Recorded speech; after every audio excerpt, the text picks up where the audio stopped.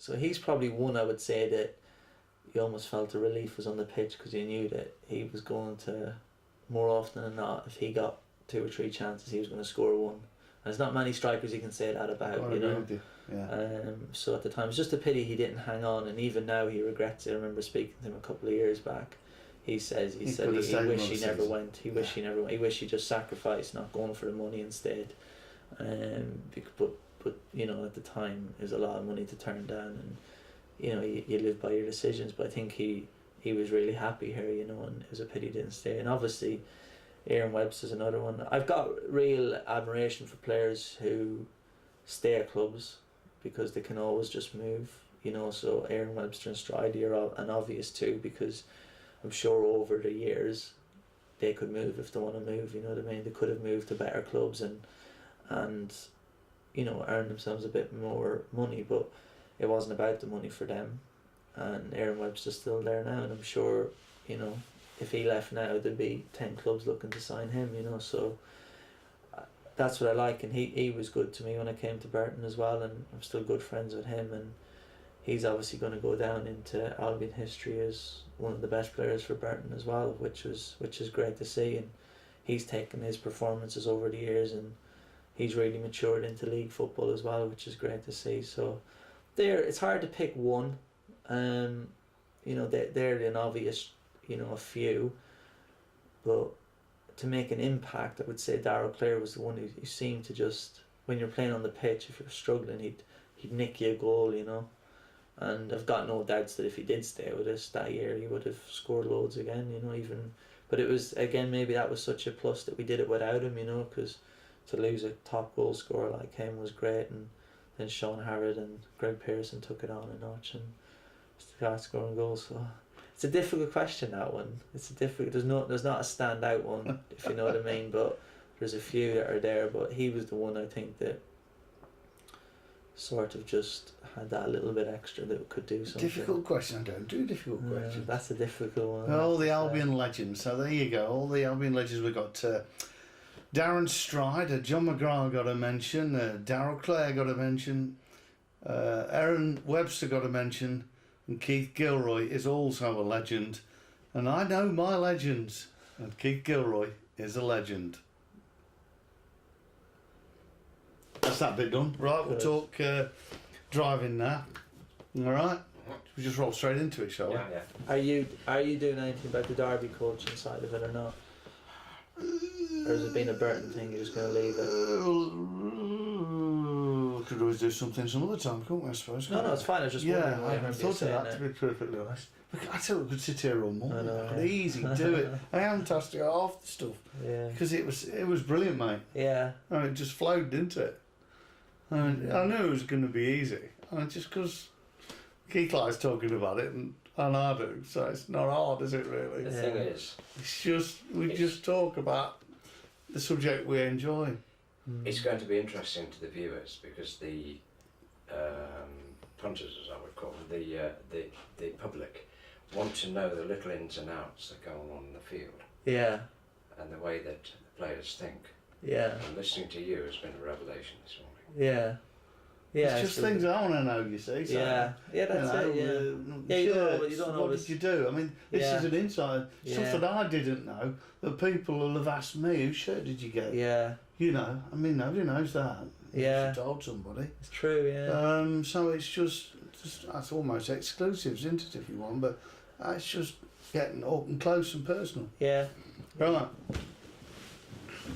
Right, ready again. Right, straight to me.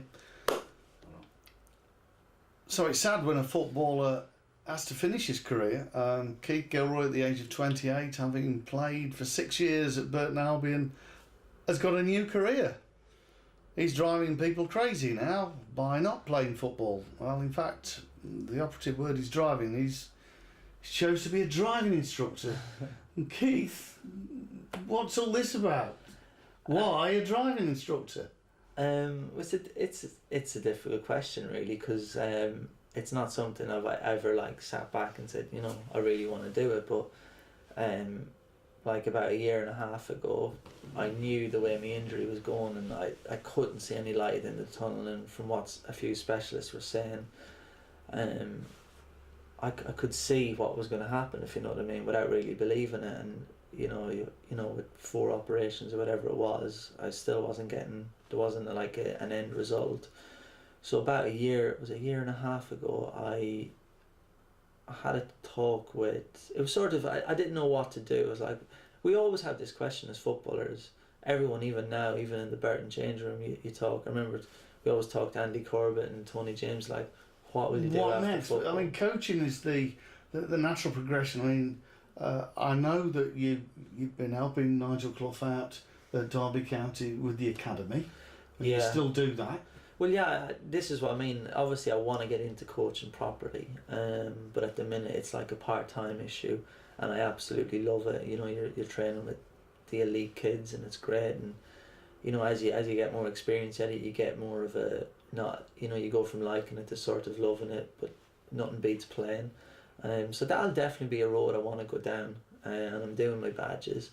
But at the time, I didn't know I was going to be coaching at Derby, so I was like, well, what do I do? And I had a talk with, it's Stridey's partner, Olivia, Olivia's dad, Kevin Murphy, who is a driving instructor, and I just had a chat, and I told him, and I sort of kept it quiet because I wasn't really sure what I was going to do, and I had a chat with him, and I went out with him a few times, and it was more that I was thinking, well, that's something I wouldn't mind doing, type of thing. I'd like to do that, because I can't see myself. Well, I probably will, because I don't envisage doing this for years, but I can't see myself just going working for someone. I wanted to do it, because when you're playing football for 12 years or whatever, you sort of got an independence about you. So I wanted to do something that was me, do you know what I mean? And it's my responsibility, and it's how I make a go of it.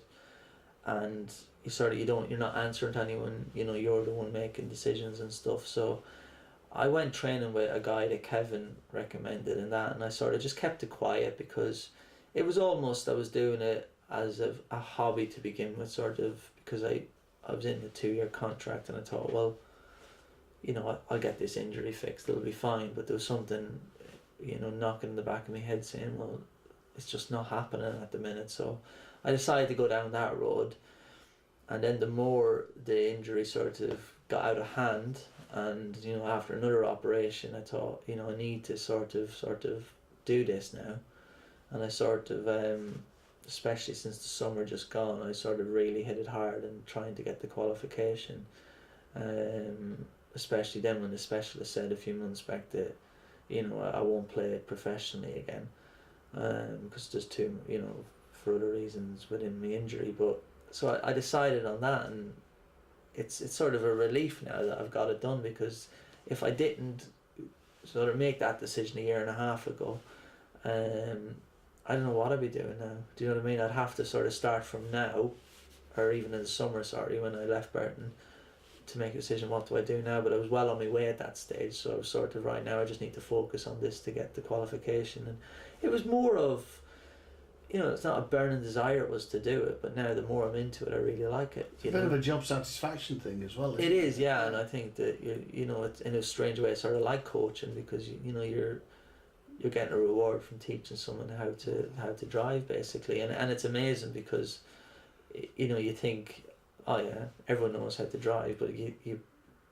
bring your mind back to when I was 17 and you go for your first lesson. You're sort of, it's a nerve-wracking experience. Yeah, it's easy now that we all know how to do. It's like riding a bike, but to do it first of all. So it is new to me, and it's different. But I don't know the reason why I went into it. I think it was because I've seen Kevin do it, and I thought I'd like to do that, because you're interacting with different people all the time.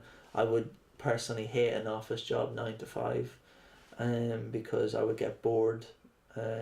And all those people would say, well, you could be sitting in the car all day, but you're seeing different people every hour, so it's a different experience every hour.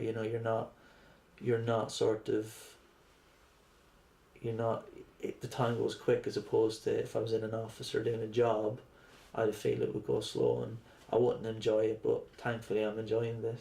So I take it that you're a very patient driving instructor. think every driving instructor, you have to be patient. All the good ones are patient. She's the advert, this is.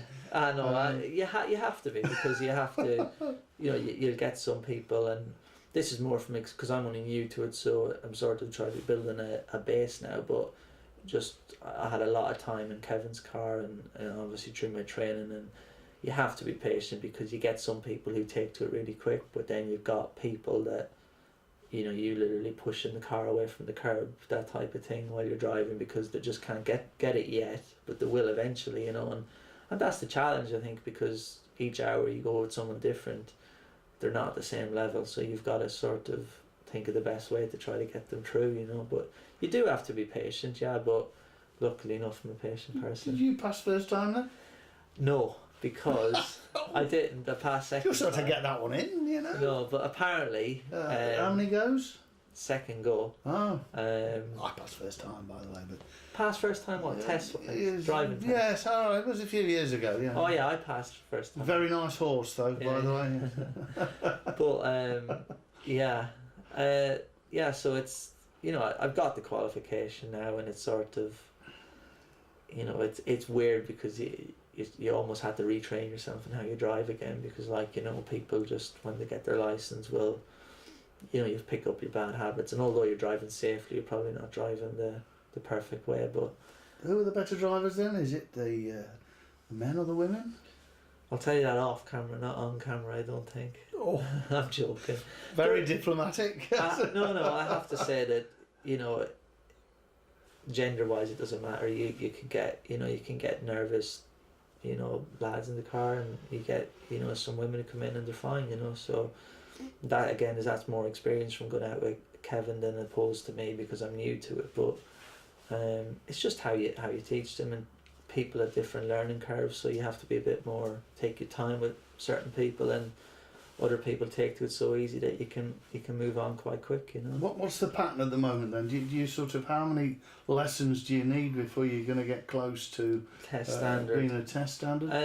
Well, the average of and this is going on research, and that is between 35 and 50 lessons to get the test standard, because you got a whole curriculum to do, and then you're sort of tidying up that curriculum after you do it, and then you're doing test routes, and you start doing your mock tests, and if you won't do your mock tests unless you know as an instructor that they're ready, and people will say, and I've seen it happen, people will go, oh, well, I want to go for my test, and they're not ready, because I've seen it happen with other instructors. They're not ready, and at the end of the day they're going in on your car, it's your reputation, so you can't send them too early because you don't want them failing, because it also looks bad on you, so you only send them when they're ready.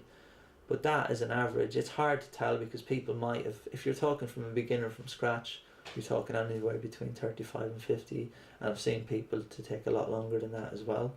But if you've got someone from the off and they're not with anybody else, and you teach them your way and it's the right way, you're talking that type of window. But then you've got people who, if they're out practicing with their mums and dads and they've got insurance as a provisional, they'll come along a lot quicker, because after your lesson they'll go out and practice, but if they're only having that hour or 2 hours a week with you, you're talking anywhere between 35 and 50 lessons really.